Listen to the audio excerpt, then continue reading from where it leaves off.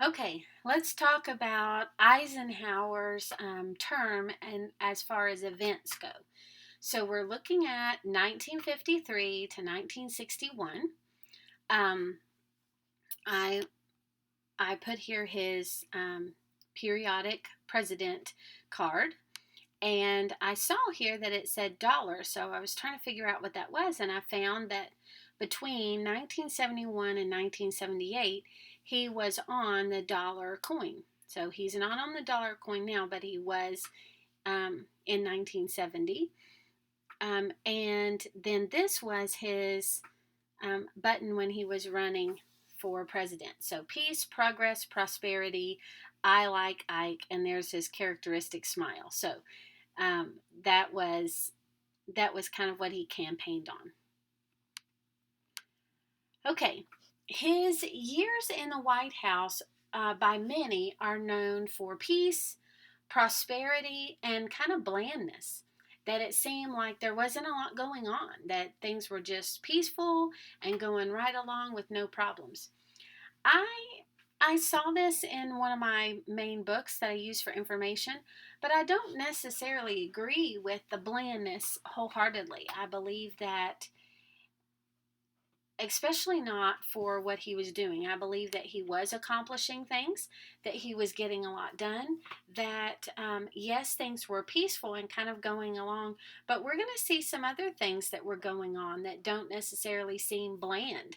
So I'm not sure where they get the blandness from.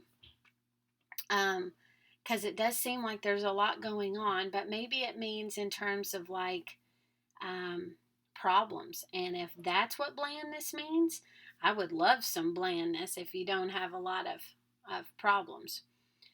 Um, and if you don't know what bland means kind of like if you're using it to describe food, it's like it has no flavor.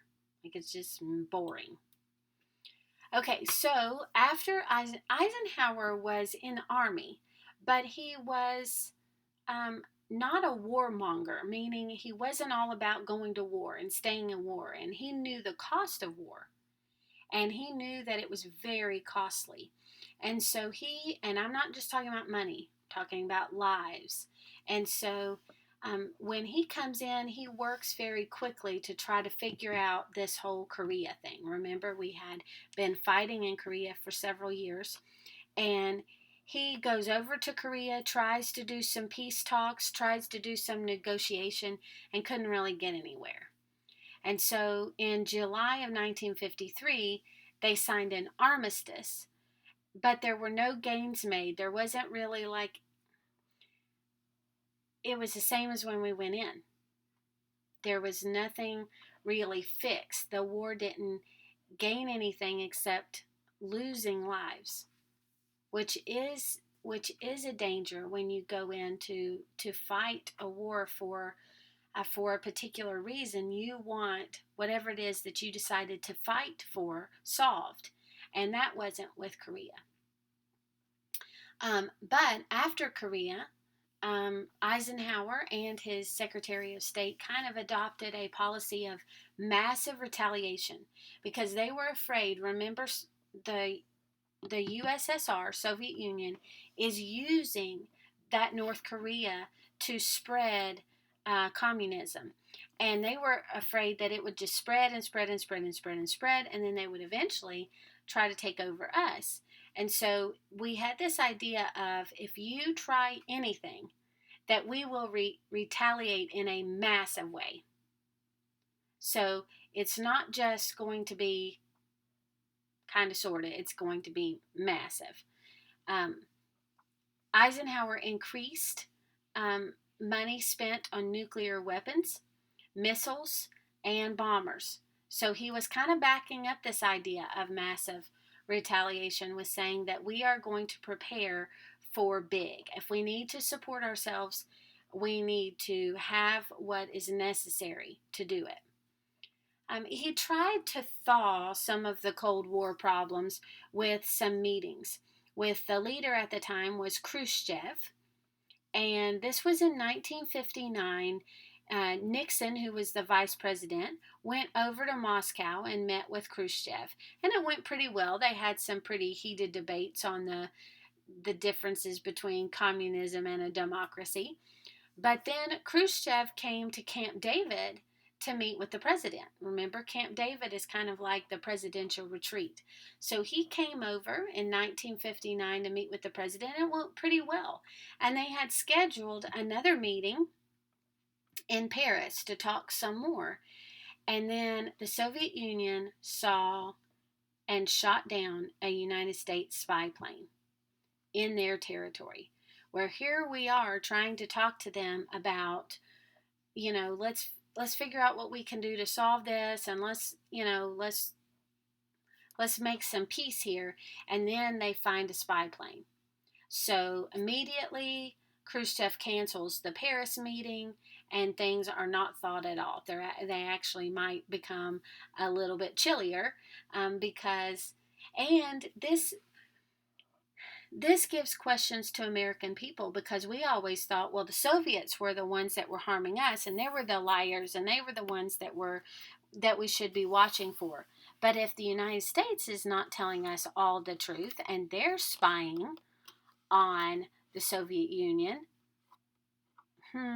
it kind of gave them questions as to who the good guy was and who the bad guy was. Okay, now enter the space race. The space race begins. Many times we associate this with Kennedy, because he does declare that we are going to put a man on the moon, but it begins in the 50s, and the Soviet Union was the first to launch a man-made object into orbit, into space, and it was called Sputnik. And it was not very complicated technologically, but it orbited around, and it basically sent satellite back. And this was in 1957. And many people this was bad that the Soviet Union beat us in this. We were really upset that this showed a weakness in our military. It showed that they were stronger than us, and it created a fear. A lot of people didn't know what these were, what it meant. Were they spying on us? Were they using these things to take pictures of us? What was going on? So that instantly increased our desire to get into space and it became a race. So who is going to be first? It was a battle, because we were already not in agreement with them. So yeah, if you can do that, then we can do this too. Because remember, that happened with the atomic bomb. We had it, they did one too. So we want to be in space too. We want this to be even. So in 1958, U.S. launches their satellite Explorer 1, and then Soviet Union launches another one called Sputnik 3. And then in 1958, the United States establishes NASA for scientific exploration of space. And then by the next year, the United States and Soviet Union are launching rockets with live things. So with two monkeys were one thing that was launched, and then the Soviet Union later sends Lunik, which is just kind of an exploratory kind of satellite thing, to the moon. So this is just, NASA just explodes, and all these people are being hired, and we need mathematicians, and we need scientists, and we need all kinds of people, mathematical engineers, to try to figure out how to do this. And I can't even imagine what it takes to try to figure out how to get something into space. It's mind-blowing. Okay, another thing that's happening during this time is civil rights takes a front seat. There's my play on words. That's my funny today. Okay, so first in 1954, Brown versus Board of Education is a case that goes all the way to the Supreme Court, and it declares that this whole separate but equal thing, like with schools, you can have a separate school, but it's got to be equal. They declare that to be unconstitutional. So they say this is not right. This is not constitutional. We agree. So this leads to many schools then are starting to be integrated. which means bringing in some, uh, like taking a white school and bringing in some black students. Now, my mom has told me about a little bit about how it was done in Memphis, and they did it in a way called busing, where they actually took a school that, let's say, was white, and then they bussed in black kids and put them there. Is that necessarily fixing the idea? That may even make it worse. You really need to start from the ground up. It really needs to be kind of, everything needs to be refigured. And it was hard to just all of a sudden fix. And it wasn't going to. It was going to take a long time to fix, and some would argue that it still is not fixed. And Eisenhower didn't agree with segregation, but he also didn't want to force integration. So it might have happened in the South slower than others wanted, and we're going to see an instance where he does get involved.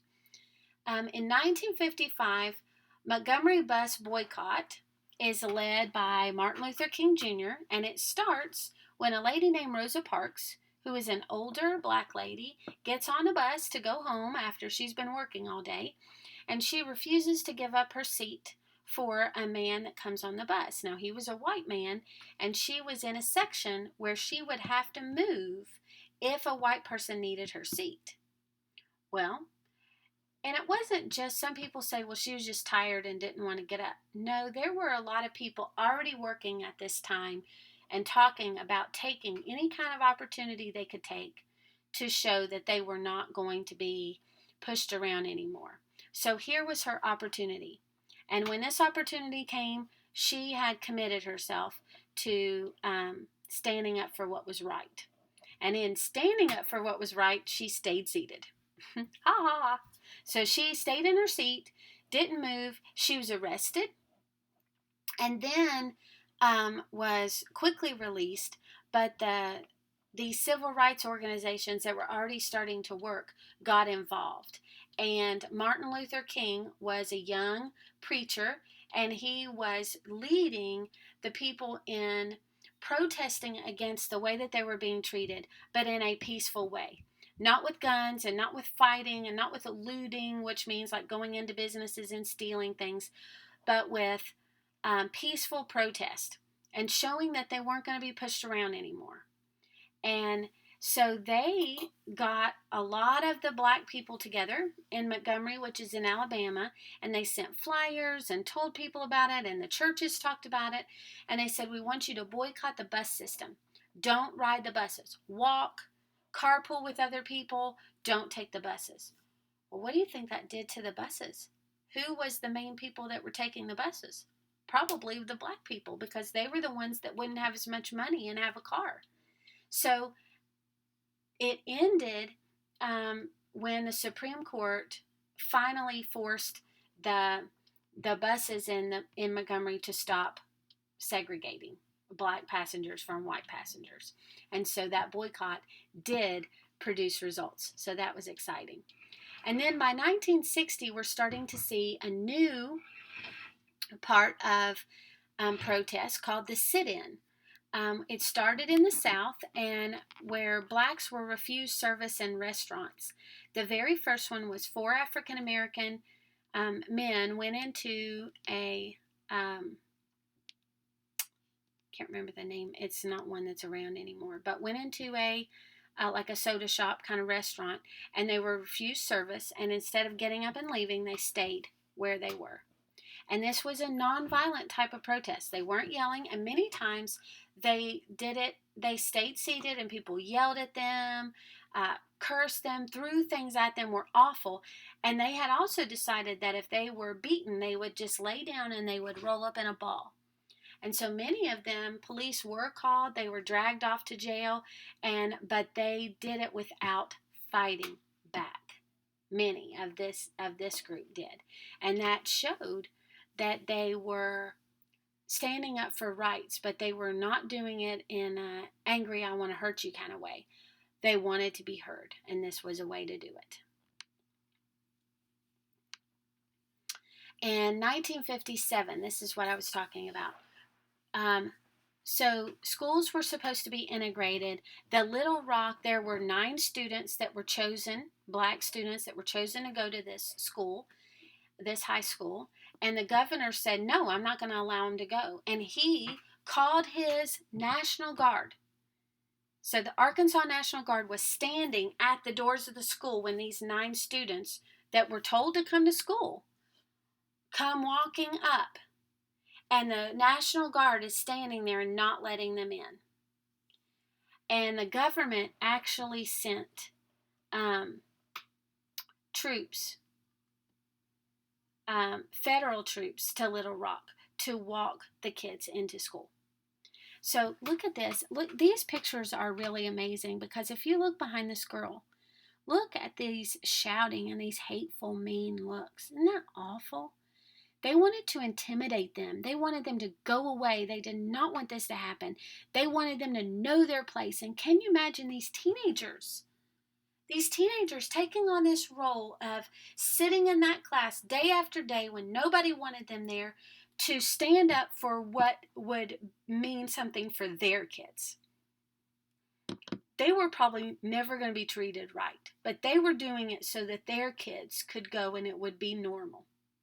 Isn't that amazing? These people should be given honor and respect because of the hard things that they did. Jackie Robinson, that we talked about a few times ago, whenever someone stands up to do something no one else has done before, they should have our respect because of the courage that it takes to do it. This was the first time since Reconstruction, right after the Civil War, that troops were used to defend the rights of blacks. And then shortly after this, we have the Civil Rights Act of 1957 that was passed, and this started a U.S. Commission on Civil Rights and started to help protect the voting rights of African Americans. There were so many laws that were being passed in the South that was trying to keep black people from voting. And, you know, it might have to do with how well you could read. They had all these tests to take, and it just wasn't fair. And if they can't vote, that is their basic right. And if they can't vote, they can't put the people in that are going to defend their rights. So we need to fix that before we fix anything else. And I think that was a smart way to do rights. Start with their voting rights. Because if their voice gets heard, then they can have their rights dealt with. And then in 1960, we have another one being passed. And this is again trying to address these issues of voting that are still not being fixed. And then this doesn't have to do with civil rights, but revolutionary leader Castro took over Cuba in 1959. He took over the existing government, and Eisenhower stopped trade with Cuba at that point because Castro was at first okay with working with the United States, but then he showed that he was not willing to work in a friendly way with us. And so Eisenhower said, okay, then we won't trade with you. And that's kind of the first line of defense that presidents use to kind of discipline other countries that are overstepping their boundaries. So, but when we didn't trade with Cuba, guess who they looked to? Soviet Union. This is a Cold War. Who's the United States enemies? Soviet Union. Let's go to them. They'll probably help us because they don't like the United States either. So this problem is not fixed. But this happens right at the end of President Eisenhower's term where he stops trade with them. And so Kennedy has to deal with this when he comes in. Okay, what does it look like? What does the rest of the world or rest of the United States look like? Well, we now have TV dinners. Guess what? Every home has a TV, and so now we get to eat in front of our TV, and we have TV. We have ways to fix TV dinners. So TV dinners come in the 50s. Cat in the Hat is written in 1957. Mattel introduces Barbie in 1959. This changes things too. All of these little things. This is bringing more attention to children and children's books. There weren't as many children's books at this point. This is changing our family life. This is changing the image and view and image of how girls see themselves If this is what we should look like, then wait a minute. I don't look like that. Should I look like Barbie? Um, Adventure comics. There were comic books, and there was a comic code passed in, I think it was 59, that basically said this comic is safe for kids, and there was some comics being shown that were not appropriate, and so the comic code was started. Elvis Presley, rock and roll, the introduction of rock and roll. So he starts and he comes and he starts moving in ways that nobody has moved before. And I'm going to send you some links to see some of his songs. You have these little diners popping up with jukeboxes, and the teenagers would go and they would play songs, and they would eat a drink at the soda shop, get their little Coke float, and sit and play the music and dance at these diners. You have records, and the poodle skirt was in the 50s. And then the very last thing is that Eisenhower is known for, and probably one of the things he's known for the most, is the Federal Aid Highway Act of 1956. And Eisenhower creates the Interstate System. So when I can get on the interstate off of Milton and get to Hurricane easily instead of taking 60, the back road, okay, that's the interstate system.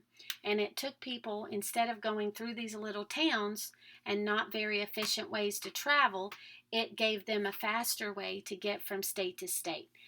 One of the reasons that this was created was to provide quick ways to get everyone out of the city to evacuate if we needed to. And I think this was because of the Cold War.